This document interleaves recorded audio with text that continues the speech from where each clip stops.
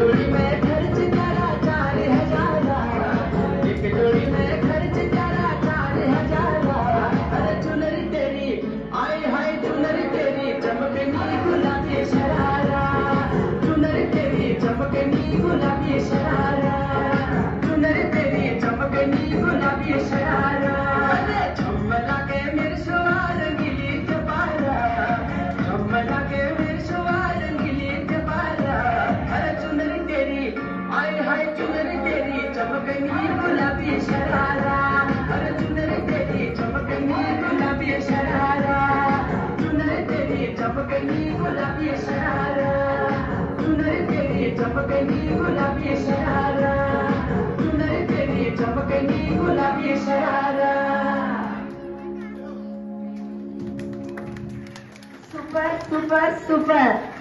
Gulabi students. Pink students are so beautiful. టుమ్మక్ అని నడుమును బాగా తిప్పారు కష్టపడి. Come on parents, please put your hands together for these beautiful roses.